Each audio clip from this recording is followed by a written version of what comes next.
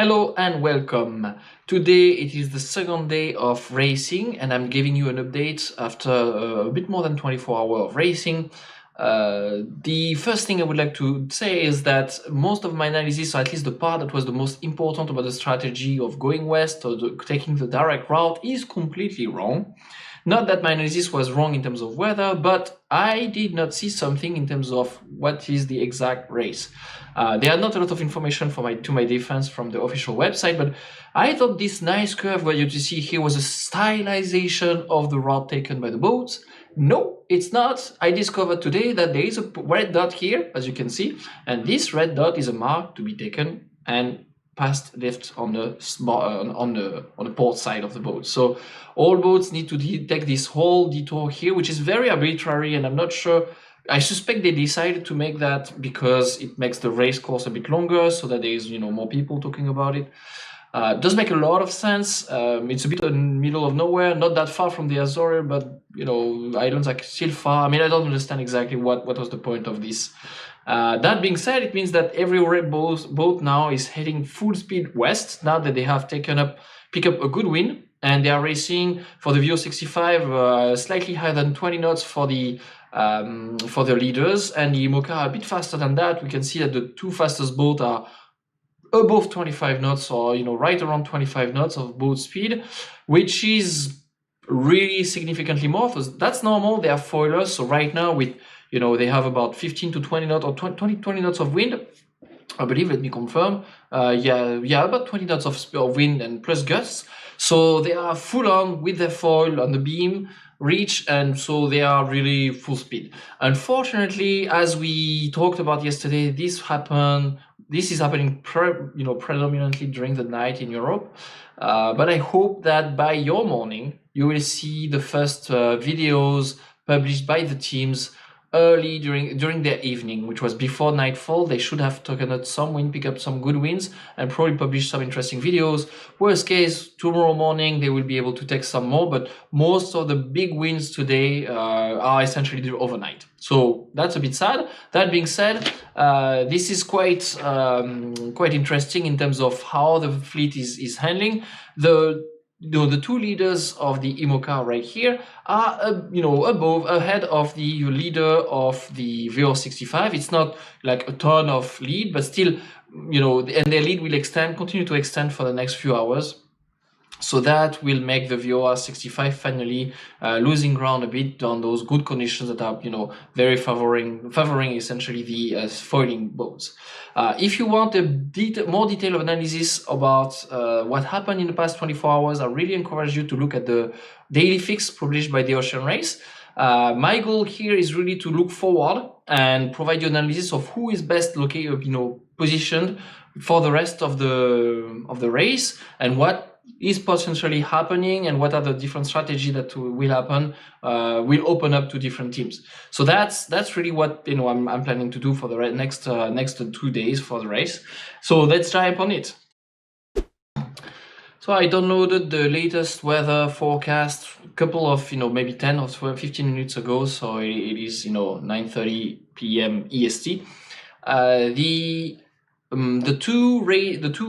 Essentially the four marks that you see here are essentially one for the leader of the IMOCA and one for the leader of the VO65. So Mirpuri for the VO65 and LinkedOut presently for the IMOCA. Although I expect 11th hour IMOCA to take the lead soon at the time of recording, given that they are making for the past 4 hours already faster. They are going faster than the LinkedOut. I want to mention here that in terms of context, Event Tower is the former Ego Boss from 2016-2017, so it's one generation older than LinkedOut. On the other hand, they train all together the most. They prepared the boat and tuned it for this race for crew. So I expect them to really be fast, especially when the condition gets really strong like that. This is where the crew training and the tuning of the boat makes the most difference, I believe. It's easier to beat a professional when there is very little wind and you have a bit of luck, versus big wind when you need a lot of training and your professional will beat you, kick your ass. So that being said, the two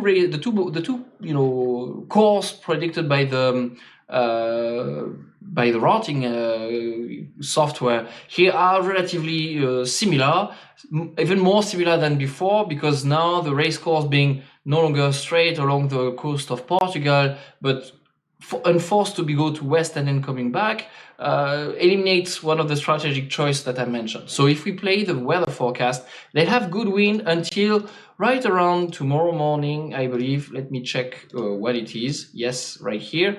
Yes, yes, exactly. So the 31st at 10:30 UTC. So be careful about when you are what is your time zone versus UTC, but essentially around, in your morning, they will again lose the wind.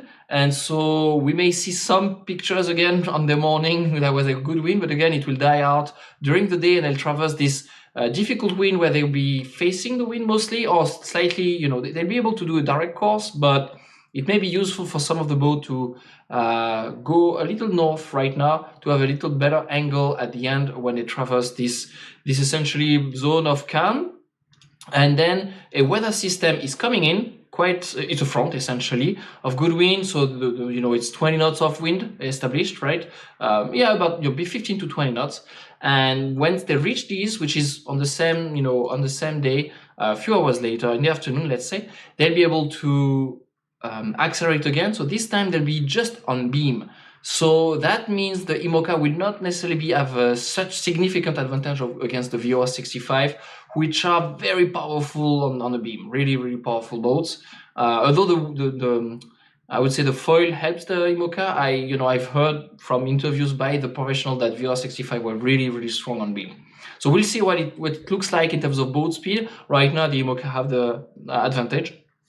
So they'll be a little lucky here in terms of weather, because they will be able to take slightly, if you look at the race course, the optimal one, they both traces tends to stick a little bit northern than the optimal fastest course, which is plotted here right there. This is the fastest course, the shortest, I would say.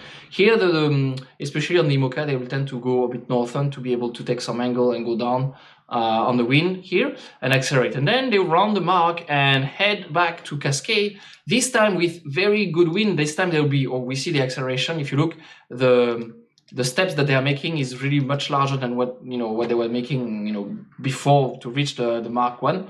So they will be again on a broad reach, and we pushed by 20 knots of wind. This nice front that is really really powerful enough, not dangerous, and they'll be full speed here. And the IMOCA are predicted to be really even faster than the motion of the front, so be able to go in front of the weather system. However, they'll be facing, this end of the front of the exact limit of typically there's dark clouds here, and they'll be stuck there. So it is possible that actually at the arrival, the VOR 65 will be able to catch up to the IMOCA, and we'll have a quite close ending, because there is no way for the head of the fleet to go beyond that front. On the way back, they will be stuck there, right at the area between good wind and on the back, and small, lighter wind on ahead of them. So I'll be playing with that, and I expect the fleet to be extremely compact between the IMOCA and the VOR 65. This is good news for us. This is not great news for the leaders. This means they will have a stressful end of the race, where they need to make zero mistake for the last day, essentially. Otherwise, they have a risk of being neck and neck with another, and then it's like anyone's guess who will win. So that's what, the prediction and the weather forecast, what will happen. It will be a pretty fast race, given this weather front is coming right, perfectly located, perfectly timed, so that they catch up at the end of their course towards the mark. And as we can see here, up right when they land, and then they start and go on the broad reach and follow the weather pattern and end up in Cascade. I don't remember when exactly it is scheduled, but we can check. It is scheduled to arrive the 2nd of June in the morning. We'll see how it is exactly. I find I took the VOR 65, which is a bit more precise. I find that my IMOCA, which are coming from the Vendée Globe, are a little pessimistic when they are in crew like that. They should be a bit faster than what I predict. That being said, this is about the weather forecast for the leg to cast. So one last comment about the fleet and who won a bit compared to 24 hours earlier.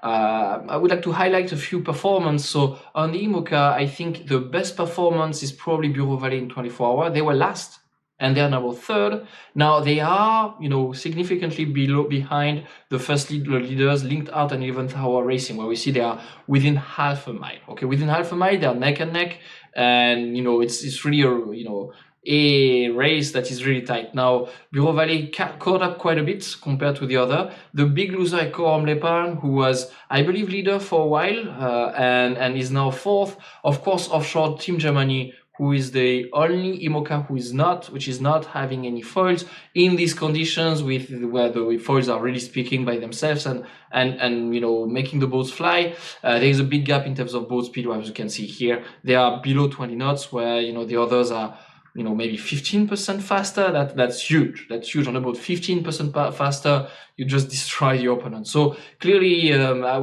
was expecting this team to be behind. In those conditions, they cannot do anything. Now, 11th Hour Racing, I hope, because they are local to where I live, they hope they beat LinkedOut. But I'm French, so anyway, LinkedOut can win. That being said, on VO65, I was expecting Mirpuri and Akzonobel to be on the lead, and they are. There is still a big gap. I mean, Mirpuri is really, really strong, has put a 10-mile difference versus the second one. They race, essentially it's equivalent with Bureau Vallée without foil, so they are a bit slower right now, but they are really doing an amazing job. They are here to win, but they are demonstrating their strength clearly. Apart from that, I would highlight the strong performance by Team Childhood One, which is mostly a young team that I don't know much about, and they are third now, and this is quite a performance by them and to be followed. And yeah, on that, I wish you fair winds and following seas, and see you soon. Bye bye.